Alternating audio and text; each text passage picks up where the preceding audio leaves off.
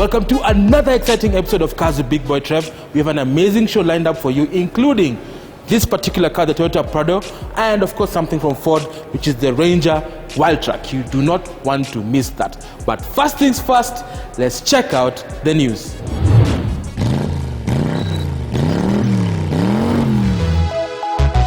First things first, we go to Toyota, and now they are downsizing the engine on the LandCruiser V8 to a V6. Now this particular engine is derived from Lexus and will produce 310 kilowatts and 600 Newton meters of torque. Paired to it is a 10-speed automatic gearbox that will allow you to explore the full potential and also have a capability of having a hybrid system. Mr. Mwirigi, V8 or V6? This is going to be very interesting because when you say V8 in this Kenya, it's V8 and VX are interchangeable. Yes. Say V8, the first thing that comes to mind is LandCruiser. Yes. So it's going to be very interesting. I think it's a 3.5 litre V6. Yeah, it's putting out 310 kilowatts. That's what, 400 horsepower, yes. 415 horsepower. So it's powerful enough.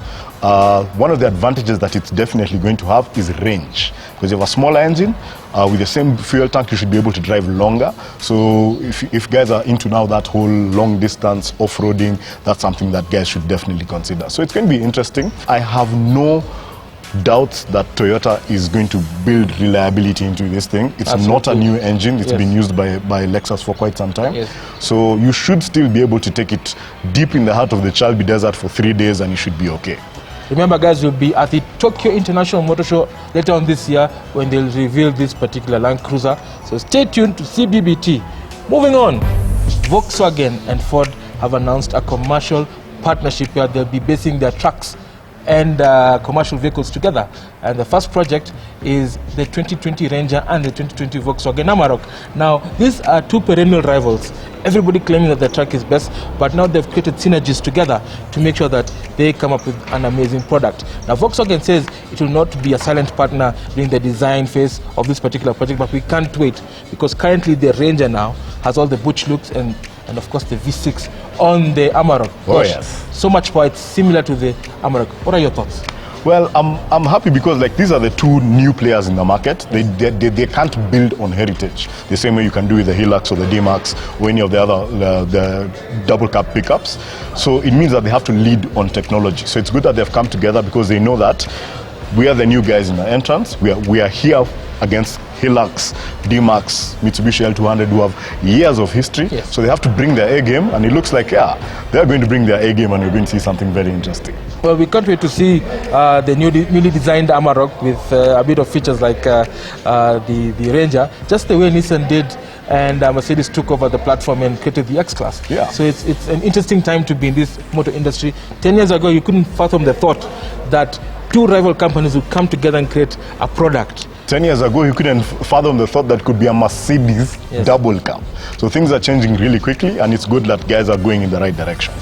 Now, moving on to the world of Formula One, and last week we saw all the teams unveiling their new cars for 2019. A few changes on the rules and regulations, especially on the front end plate, where now you're able to get close and overtake. And we've seen a resurgent Ferrari launching their vehicle. We've seen Mercedes, who are the champions 6 times now, hopefully this year, and many other teams. What do you think?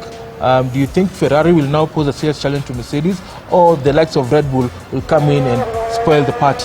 Well, I think this could be the year for Ferrari. I know this is going to sound very controversial, but I think honestly this new car is fantastic. Let's see what they have to offer. I can tell you for a fact that Ferrari are not sleeping. Remember, Vettel during the early part of last year actually mounted a serious challenge to Lewis Hamilton and Mercedes team.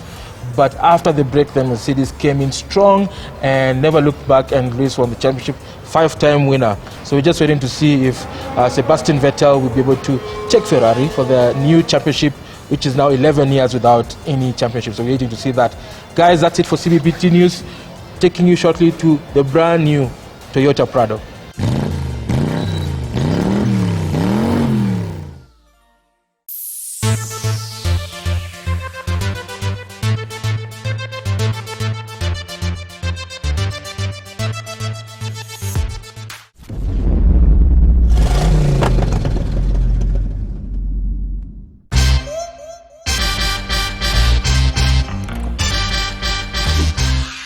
So guys, step inside this particular cabin of the Prado and I can tell you Toyota have worked extremely hard just to make sure that it feels as premium as the German competition. plenty of wood and leather trim on the steering wheel, as well as some inserts on the dashboard. Gives this car that expensive look. When you're buying a car for this amount of money, you definitely want to feel that you're getting value for money. You can even tell on the center console, you do have a piano black finish around the touch system. Again, emphasizing on that. And then you do have also some stainless steel plastic trim, even on the gearbox as well. All this is made sure that you feel that you're buying a premium product.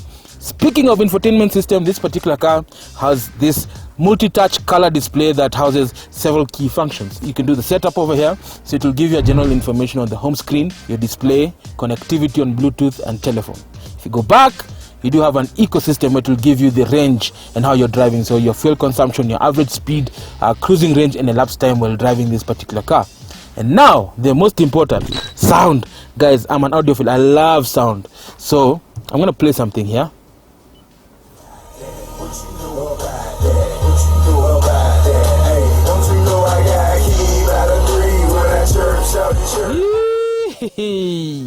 Boss, I can tell you for a fact that this particular car has an amazing sound. Just beneath the center display, you do have some settings. These settings are for four-wheel drive. You do have VSC, Vehicle Stability Control, which is ESP in Toyota terms. You do have the KDDS suspension setting, which allows you to raise the Prado up and down depending on the configuration of the road and the tarmac. It doesn't really matter. Again, you do have a switchable 4x4 system where you can toggle between 4 high and 4 low depending on the terrain that you are driving into. You do have also rock and crawl systems, and of course hill descent and diff lock. This car, I can tell you, it's a proper 4x4, and that's why many people love it. The instrument binnacle at the front has got clear and precise italics to make sure that you receive and get all the information, critical ones, from the engine to the performance of the vehicle. It will give you all the details that you need. That is very important. Now again, you do have a powered seat, a memory power seat, and of course a steering wheel that corresponds with it. So if you switch off the vehicle, you know, it will adjust accordingly for easy entry and exit of the vehicle. Big boy on the Jacona. Some, you know, so the steering helps you position and be comfortable in the Prado. Now this particular car sits 7 people, 7 full-size adults, not kids at the back, full-size adults. The good thing about that, it actually lies down the second row seat for much more luggage space when carrying stuff as you traverse our beautiful country of Kenya. You even have, for convenience, you do have this, a sunroof. Guys, if you love sunroofs, then this is the one for you. I know our politicians love the Prado because of this, because they can hang out and say wananchi. So it's actually a good feature when buying this particular car. That's how they feel on the road. So the boot of the Prado is quite spacious, as you can see. You can load all your groceries, products from the farm, you name it. This particular Prado can carry it. That said, remember the 7 seats I was talking about? You can now unfold them from the floor using this. So it's an electronically powered seat adjuster, which is a point where you are able to adjust the seat without the hassle of pulling and toggling things from the floor. And you can sit. See, it's quite comfortable. It's got some head and leg room over as well. And then you can just push it down once you're done. And they fold flat so that you can carry all your equipment, your stuff from the shamba. I mean, practicality is the name of the game, and the Prado has it. We're now going to find out if this particular car can be the king of the Kenyan road. Find me as we talk with Mr. Mwirigi, who is my guest as well on this particular show. And we're going to test the KDDS, the 4-wheel drive system, and so much more. Keep it cars with Big Boy Trev.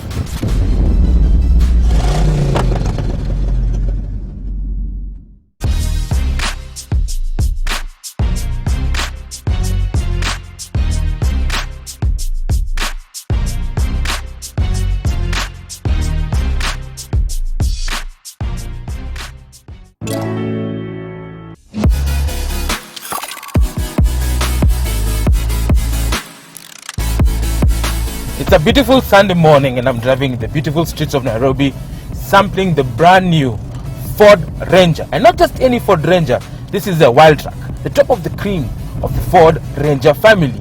It's powerful, it looks good, it's got grunt, but the biggest question still remains, would you pick this over the rivals? But we need to know first things first, what's this car all about? The Ford Ranger, it's in its second incarnation. It means it's in the second generation now, and it is based on the T6 platform, which Ford have built. And this platform is tough and durable. I can tell you for a fact that the Ranger is one of the cars that many other manufacturers envy. What am I talking about? It weighs roughly 2.3 tons and it is powered by a very serious engine. The WildTrak, which I'm driving today, is powered by a 5-cylinder 3.2 liter engine, turbo diesel, producing 147 kilowatts and 470 newton meters of torque. That can pull a 747. Like seriously guys, it can. Now all that power is transmitted to the 4 wheels courtesy of a 6-speed automatic gearbox that allows you to explore the full potential of the 470 newton meters of torque. Why do you think Ford used a 5-cylinder instead of a 4-cylinder? Well, primarily it's about smoothness. It's about delivering power with ease. And of course, you know, the Ford Ranger has plenty of grunt. So, like now, you can even feel, I can feel all the power rolling into the 4 wheels, and it is as brisk as it can get. Trust me, it's not a sports car, but for a 4x4, it definitely has some grunt.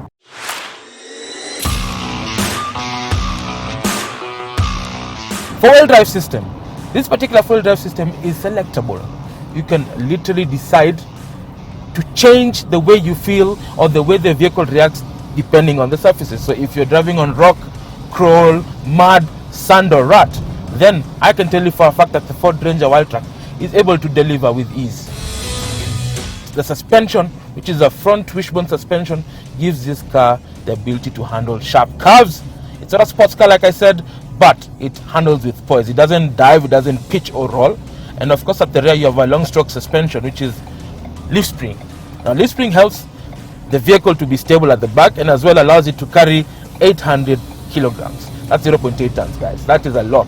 So this particular car is both work and play. Now one thing I like about this car is how advanced it is in as far as safety is concerned. It has a mix of active and passive safety features, but I'd like to talk about the passive ones first, which are the airbags and of course the safety belt. But on the active front, we have something called lane departure assist. Literally this car can help you avoid ramming into another car when you're driving on the highway because it has sensors. It has a stereoscopic camera that focuses on the road and knows where the lines are. So if you try and drift, so maybe because of tiredness or something like that, it will tag you. You literally feel it pull so that you remain in the center. And of course it has emergency brake assist, so in case you don't apply enough brake pressure during an emergency, the vehicle will indeed give you that extra force that you need to brake hard on the vehicle.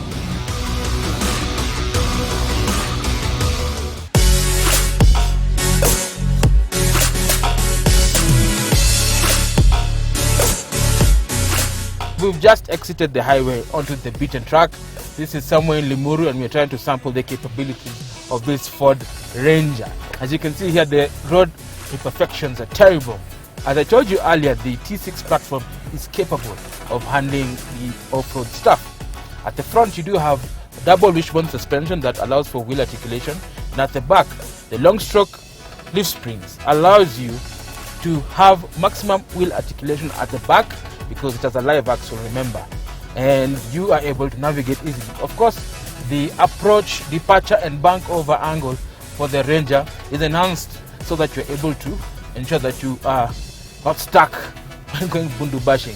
It has a wading depth of 850 millimeters. That is insane. In terms of 4x4, it does have selectable four-wheel drive system that switches from high range, two-wheel drive high range.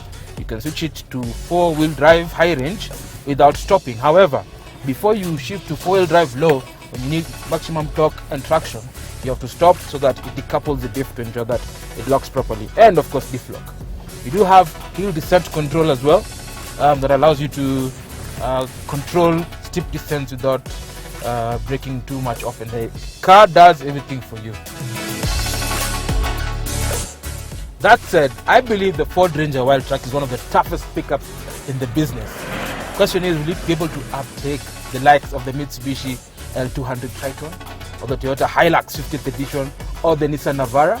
We're going to find out later as we sample more of these vehicles. But I really can't wait for the launch of the Ranger Raptor the beast from Ford. You don't want to miss that.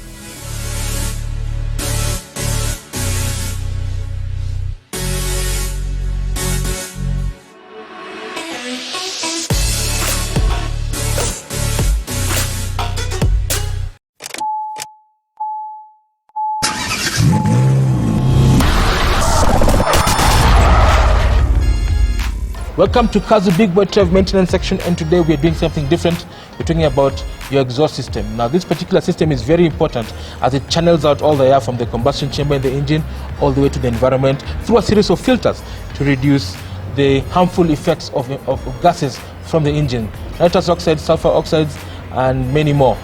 So your exhaust is burnt, it's broken. What do you do? What do you need to do? Mwirigi, tell us. Well, you need to have it inspected, so you need to have somebody look at it, and you can go to any one of these shops that fix exhausts and get it done, because it's something that's very important, not even just in terms of emissions, but in terms of the sound and the heat that's generated by the engine. So it's something that you really need to have a look at, especially before you do a long trip like you do in December or April as it's coming in now for Easter. Now guys, remember when you're doing your service, make sure that you tell your technician or service advisor to check on the condition of your exhaust pipe, because remember, at the end of the day, if you have a bad exhaust, it leads to loss of fuel efficiency and power from the vehicle. Now if you find that your exhaust is completely broken, then you can visit the many exhaust vendors who will be able to advise if it's either deleting a part of the exhaust that is broken or replacing all of it. Then they'll be able to advise and give you full tips. Mr. Mwirigi, for those who love Subarus and the loud exhaust, yes, is noise emission part of this? Obviously now people are looking for the noise, but noise is a fantastic thing. If you're a petrol head, you want to get some feedback from the engine, but you don't want to do that at the expense of getting power loss from the engine or emissions. Emissions are really very important. Your car is actually doing a lot of stuff that may or may not be good for the environment, so it's important to get that sorted out.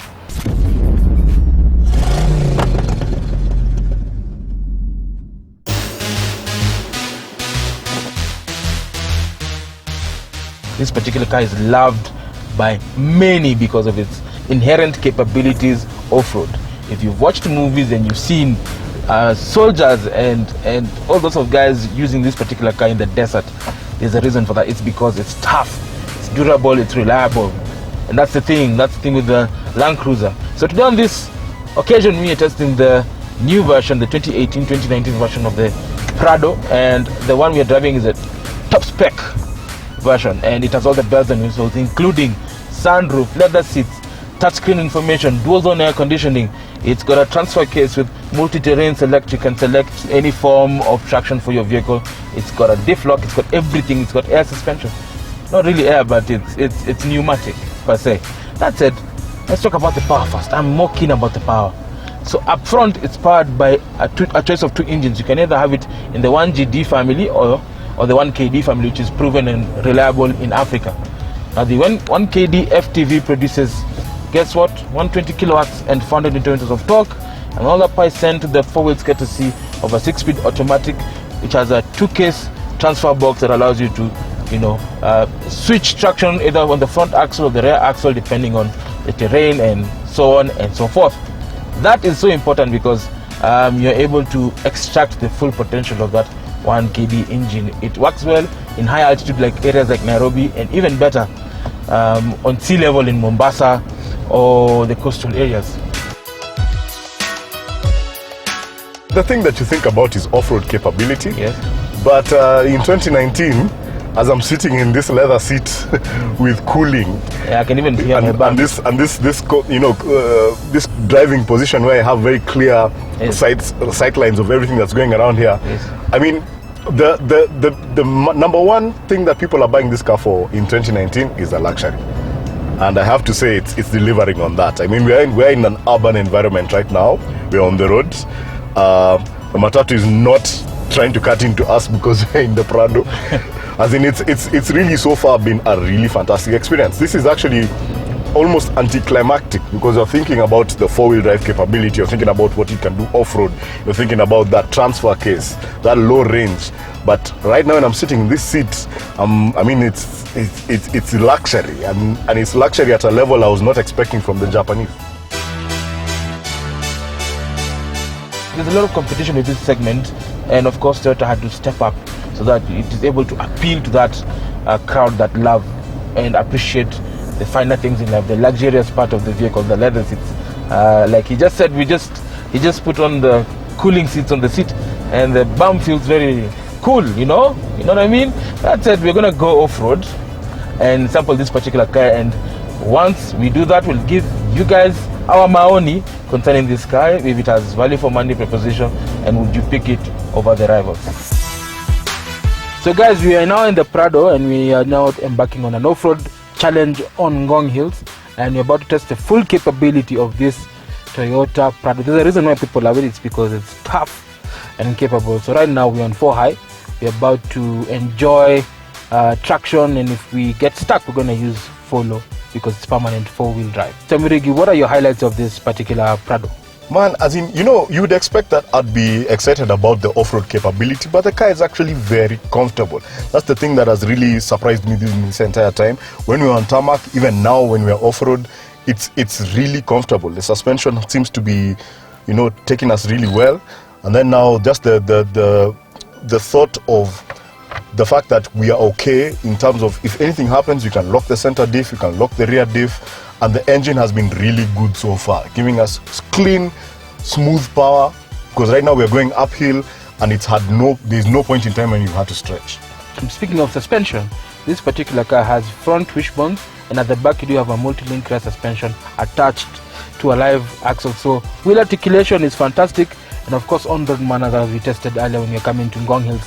That said, this particular car has something called KDDS. What is KDDS? Kinetic Dynamic Suspension System. It allows us to raise or lower the car. We actually have raised the car just so that we can, just in case we get into anything. So we have raised the car, we're on 4 high. Seems so far it's high.